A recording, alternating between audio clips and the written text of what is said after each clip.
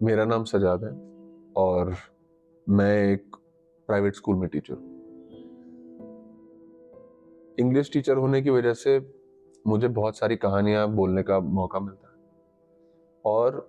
मैं इस चीज़ में यकीन रखता हूँ कि अपने स्टूडेंट से कनेक्ट करूँ एक पर्सनल लेवल पे, तभी जाके वो मुझ पे ट्रस्ट कर सकते हैं और अगर मैं उनको कुछ सिखा सकूँ तो सीख सकते हैं।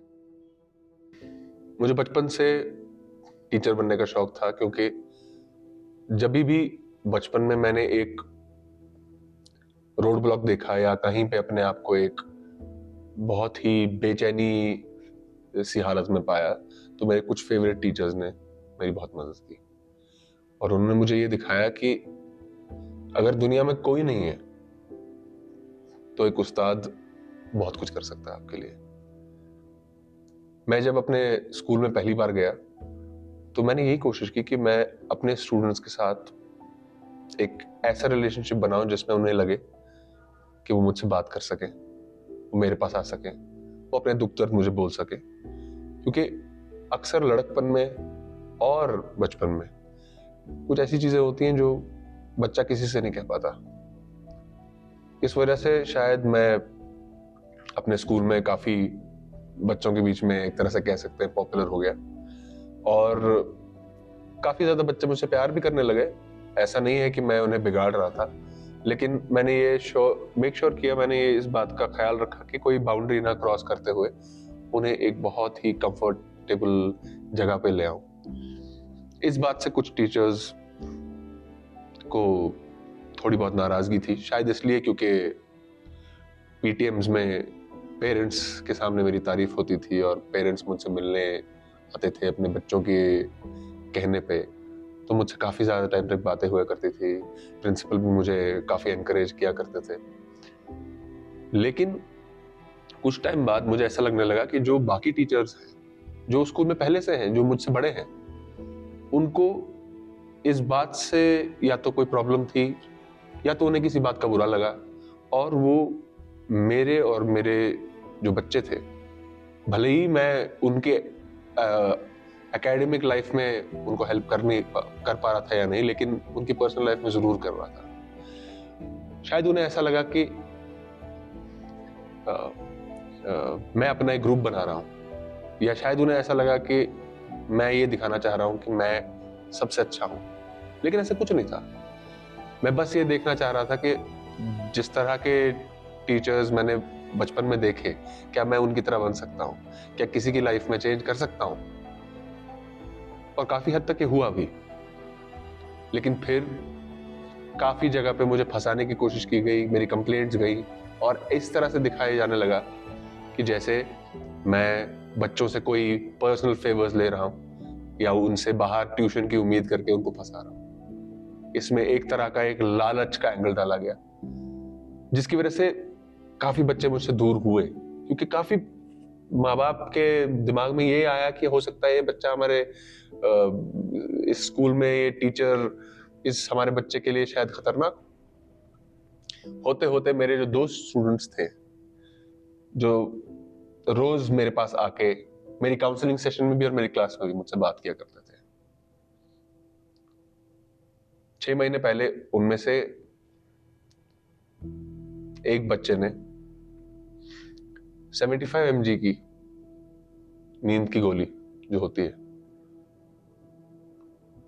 वो 20 निकली एक साथ। किसी को स्कूल में समझ में नहीं आया ऐसा क्यों कर सकता है वो बच्चा, पर मुझे पता था कि उसकी लाइफ में क्या इश्यूज थे, वो कितने सारे डिलेमा से होके गुजर रहा था और उसको लाइफ में कहीं सपोर्ट नहीं मिल रहा था। उसको देख के उसका जो दूसरा फ्रेंड था 4 महीने बाद he jumped from a building and he landed head first, उसका सिर क्रश हो गया। क्या इन बच्चों की ये गलती थी कि इन्होंने एक कंफर्टेबल स्पेस देख के अपने आप को एक्सप्रेस करने के बारे में सोचा? क्या इनकी ये गलती थी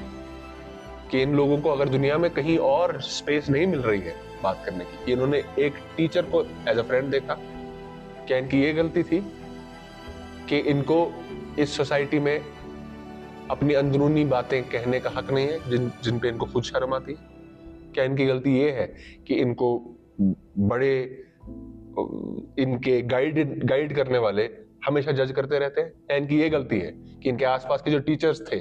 जो इनसे बहुत बड़े पढ़े लिखे हैं और एजुकेटर कहते हैं खुद को, कि उनको अपने पर्सनल कन्वीनियंस के आगे इनकी क्राई फॉर हेल्प नहीं दिखी? क्या इनकी ये गलती है? मेरा मानना है इन बच्चों की कोई गलती नहीं। गलती हमारे एजुकेशन सिस्टम की है, और इसको ना एक्सप्रेस करना सबसे बड़ी गलती है। अगर आज 2 बच्चों की जान गई है, कल कितनों की जान जा सकती है, और कितने ही बच्चे जो है अनएक्सप्रेस्ड फील करेंगे। मुझे शर्म आती है एक ऐसे एजुकेटर के ग्रुप में अपने आप को गिनते हुए जिनको कोई एहसास नहीं है कि उनके एक्शन से किसी बच्चे के मेंटल हेल्थ पे कितना खतरनाक असर पड़ सकता है, और उन लोगों को अभी तक इस बात का कोई रिग्रेट नहीं है, और वो इस बात से, इस फैक्ट से बस अपने हाथ धो के बैठे हुए। लेकिन मैं इस सिस्टम में अब चुप नहीं बैठ सकता, क्योंकि मैं अपनी जिंदगी में